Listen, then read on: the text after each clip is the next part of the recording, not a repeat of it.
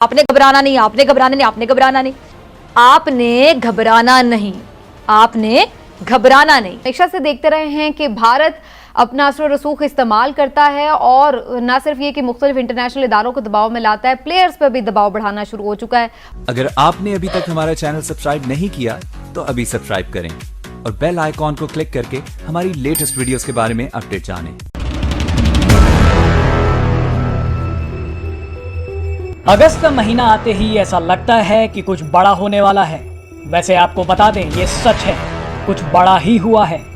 संयुक्त राष्ट्र सुरक्षा परिषद यानी यूनाइटेड नेशन सिक्योरिटी काउंसिल की कमान अब भारत के हाथ में आ गई है। 1 अगस्त से भारत ने सुरक्षा परिषद के अध्यक्ष की कमान संभाली है, जो 1 महीने तक रहेगी। नरेंद्र मोदी पहले प्रधानमंत्री होंगे जो सुरक्षा परिषद की मीटिंग की अध्यक्षता करेंगे। भारत अभी संयुक्त राष्ट्र सुरक्षा परिषद का 2 साल के लिए अस्थायी सदस्य है। संयुक्त राष्ट्र सुरक्षा परिषद में 5 स्थायी सदस्य हैं। अमेरिका, चीन, ब्रिटेन, रूस और फ्रांस इसमें शामिल हैं। संयुक्त राष्ट्र सुरक्षा परिषद की अध्यक्षता हर महीने बदलती है और ये अंग्रेजी के अल्फाबेट ऑर्डर में होती है। इसी के तहत फ्रांस के बाद अब भारत की बारी आई है। अब इसे संयोग ही कहिए कि भारत को संयुक्त राष्ट्र सुरक्षा परिषद की अध्यक्षता तब मिली जब 5 अगस्त को जम्मू कश्मीर का विशेष दर्जा खत्म किए 2 साल पूरे होने जा रहे हैं और वहीं पीओके पर भी सुगबुगाहट तेज हुई है। ऐसे में पाकिस्तान की धड़कनें बढ़ना लाजमी है। अच्छा, दुनिया में कोई भी ऐसा शख्स नहीं है जो ये दावा कर सके कि उस पर किसी किस्म की कोई मुसीबत नहीं आई या दुनिया में आए किसी भी इंसान को किसी चैलेंज का कभी सामना नहीं करना पड़ा। जहाँ उरूज होता है वहाँ जवाल भी आता है और जो कौमें पस्ती का शिकार रहीं उन्होंने उरूज का सामना भी किया। और ये बात तारीख का हिस्सा है कि बड़े से बड़े मुल्क भी मुआशी बदहाली का शिकार थे या फिर बहुत से ममालिक ऐसे थे जो अखलाकियात की पस्ती का शिकार थे। लेकिन फिर वो वक्त भी आया जब उन ममालिक ने चैलेंजेस का सामना किया, अपने मुल्क को बदहाली के गुब्बार से बाहर निकाल कर तरक्की की राह पर गामजन कर दिया। और दुनिया ने यह भी देखा कि बड़े बड़े मुल्क जो तरक्की की राह पर चल रहे थे लेकिन वो चैलेंजेस से लड़ ना सके। बड़ी ताकत थी लेकिन टुकड़े टुकड़े हो गए। मौजूदा रूस और साबिक सोवियत यूनियन की मिसाल आपके सामने है। अच्छा, भारत भी इसकी जिंदा मिसाल है जो बड़ी मईशत होने का दावेदार था, लेकिन भारत कोरोना जैसे चैलेंज से निपटने में बुरे तरीके से नाकाम हो गया, जिसका नतीजा ये निकला कि भारत में अनगिनत इंसानी जानें मौत के मुंह में चली गईं और सेक्युलर भारत की मईशत भी झाग की तरह बैठ गई। अच्छा, मुश्किल वक्त से या तो आप सीख कर आगे बढ़ जाते हैं या फिर कह लें कि मुश्किल वक्त में हौसला हार कर गलत फैसले करके गुमनामी के अंधेरों में गुम हो जाते हैं। इन दोनों में से एक चीज़ होती है। अब ऐसा कोई इंसान नहीं जिसको चैलेंजेस का सामना हो, जैसे कि मैंने आगाज़ में भी कहा, और किसी को अपने घर के कह लें कि खर्चे अपनी आमदनी के मुताबिक पूरा करने के चैलेंज का सामना करना पड़ता है। कह लें किसी को कि जी कारोबार में भारी नुकसान जैसे चैलेंज का सामना करना पड़ता है। अच्छा, मुश्किल और बुरे वक्त में सारी गेम पता है क्या होती है? वो पूरी जो गेम होती है ना, वो इंसानी हवासों की होती है। हवास जो मुश्किल देखकर घबरा गया और हवास भागता हो गया तो समझ जाएं कि उसकी नैया पार लगने से पहले ही डूब गई। अच्छा, पाकिस्तान को भी बहुत से चैलेंजेस का सामना था। उनमें से सबसे बड़ा चैलेंज महंगाई, कोरोना, फिर करप्शन था। वज़ीर-ए-आज़म इमरान खान साहब ने ये जितने भी चैलेंजेस थे इनकी जिम्मेदारी अपने कंधों पर उठाई। मुश्किलात को देखकर जो पहला पैगाम उन्होंने कौम को दिया था वो क्या था? आपने घबराना नहीं, आपने घबराना नहीं। अच्छा, ये भी सच है कि उन्होंने सिर्फ कौम को पैगाम नहीं दिया था बल्कि खुद अपने हवास काबू में रखते हुए मुश्किलात का डट कर सामना किया और अब तक उन मुश्किलात से यकीनी तौर पे वो लड़ रहे हैं, अंत तक लड़ रहे हैं। अच्छा, मुल्क का बाल बाल जो है वो कर्ज में जकड़ा हुआ है, महंगाई का जिन बेकाबू था, फिर जो मईशत है वो बदहाल थी और रही सही कसर फिर जो कमी है वो कोरोना ने पूरी कर दी। लेकिन इसके बावजूद प्राइम मिनिस्टर ने इस सूरत हाल को खुद पर हावी नहीं होने दिया। ये बड़ा चैलेंज होता है। जैसे कि मैंने कहा, बहुत बड़ी गेम क्या होती है, हवास को काबू में कैसे रखना है। और इस इतनी बुरी सूरत हाल में भी ये जो शख्स हैं जिनका नाम इमरान खान साहब ने मुल्क के वज़ीर आज़म हैं, इन्होंने अपने हवास को कंट्रोल में रखा और उस बुरी सूरत हाल को अपने ऊपर हावी नहीं होने दिया। और जैसे वो कहते हैं कि आपने घबराना नहीं, तो खुद भी नहीं घबराए, तभी कहा कि आपने घबराना नहीं।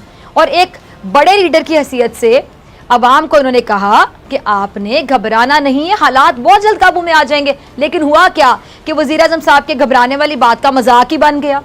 मजाक के तौर पे इस जुमले का इस्तेमाल किया जाने लगा मुखालिफिन के जाने से, आपने घबराना नहीं, आपने घबराना नहीं, आपने घबराना नहीं।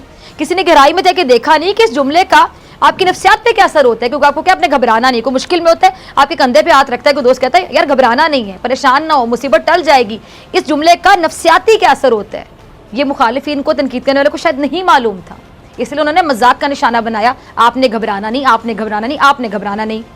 सही जाके समझा नहीं डेप्थ में जाके कि आखिर चीज़ क्या थी, जुमला क्या था, इसके पीछे सोच क्या थी, इसके पीछे उनका विजन क्या था, और इंसान की नफ्सियात पे जुमले का असर कैसे होता है। अभी भी ज़रा वक्त तक गौर कीजिएगा जुमले की गहराई में जाके कि इंसान की नफ्सियात पे जुमले का असर कैसे होता है।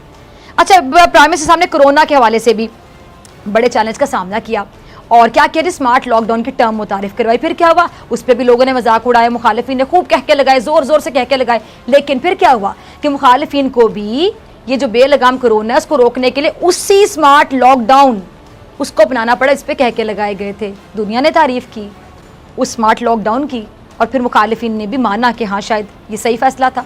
अच्छा, वज़ीर आज़म साहब ने इतवार को आपका वज़ीर आज़म आपके साथ जो प्रोग्राम है उसमें टेलीफोन कॉल्स और सोशल मीडिया पैगामात के ज़रिए आवाम से बराह रास्त गुफ्तगू की। और क्या कहना था उनका, ज़रा सुनिएगा। कहते हैं कि हमने कोरोना जैसी वबा की जो मौजूदगी है उसमें मईशत को डूबने नहीं दिया, बल्कि मईशत बेहतरी की तरफ जा रही है। और वो सिंध हुकूमत को भी यही पैगाम देते हैं कि जी वो लॉकडाउन लगाते वक्त गरीब तबके का भी सोचें, जो रोज़ कमाता है और रोज़ खाता है, जो एक दिन भी अपनी दिहाड़ी के रुकने को अफोर्ड नहीं कर सकता। बिल्कुल सही कहा, बहुत से लोग ऐसे हैं जो अफोर्ड नहीं कर सकते कि एक दिन भी उनकी इनकम बंद हो जाए। ये दिहाड़ीदार तबका होता है जिन्होंने रोज़ खाना है, रोज़ कमाना है, रोज़ कमाएंगे तो रोज़ खाएंगे, अगर रोज़ कमाएंगे नहीं उनके घर का चूल्हा ठंडा होगा।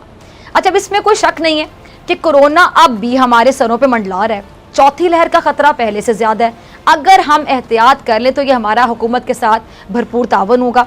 लेकिन ऐसा करने की सूरत में एक और चीज़ कि हमें ज़्यादा पाबंदियों का सामना नहीं करना पड़ेगा और ना मुल्क को मज़ीद मौशी बहरान का सामना करना पड़ेगा।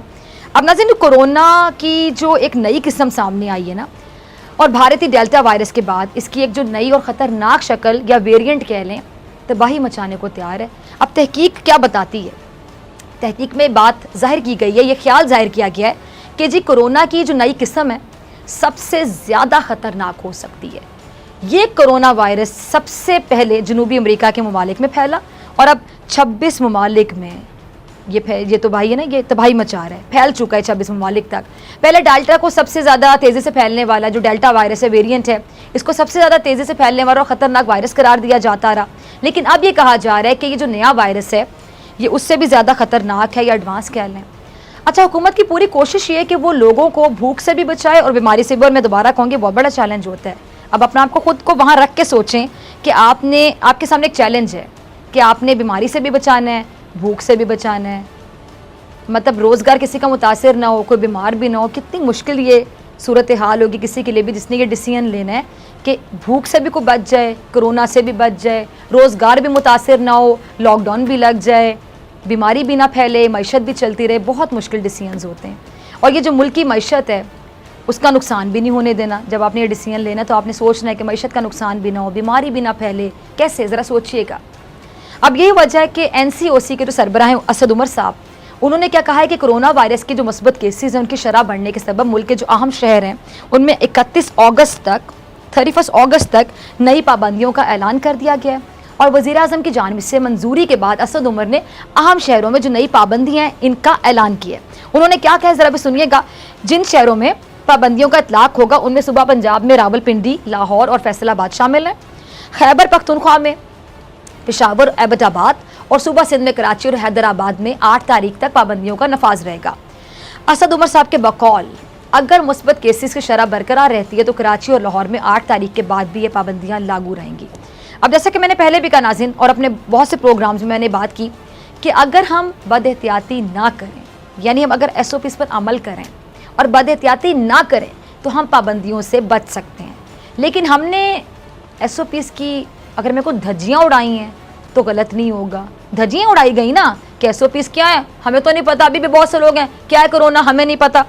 लोग वैक्सीन को भी कुछ साजिश समझते हैं, जी वैक्सीनेशन नहीं हमने नहीं करवाई, क्यों, ये तो कुछ साजिश है। अब नतीजा क्या निकला? जब हमने SOPs को सीरियस नहीं लिया, धज्जियां उड़ा दी, ना आप वैक्सीन लगवा रहे हैं, तो फिर नतीजा ये निकला कि अब NCOC को सख्त इकदाम उठाने पड़ रहे हैं। हमेशा से देखते रहे हैं कि भारत अपना असर रसूख इस्तेमाल करता है और न सिर्फ ये कि मुख्तलिफ इंटरनेशनल इदारों को दबाव में लाता है, प्लेयर्स पर भी दबाव बढ़ाना शुरू हो चुका है। और अब सूरत हाल ये है कि जो कश्मीर प्रीमियर लीग होने जा रही है उसमें इंटरनेशनल प्लेयर्स जो हैं वो शिरकत ना करें, इसके हवाले से जो भारतीय क्रिकेट बोर्ड है उसने दबाव इस्तेमाल करने का ना सिर्फ ये कि उसका इंकशाफ हुआ है, बल्कि खुद प्लेयर्स अपने मुंह से बता रहे हैं कि जनाब इस तरह से उन्हें दबाव डाला गया कि आइंदा फिर आपको भारत में किसी भी लीग के लिए एंट्री नहीं हम करने देंगे।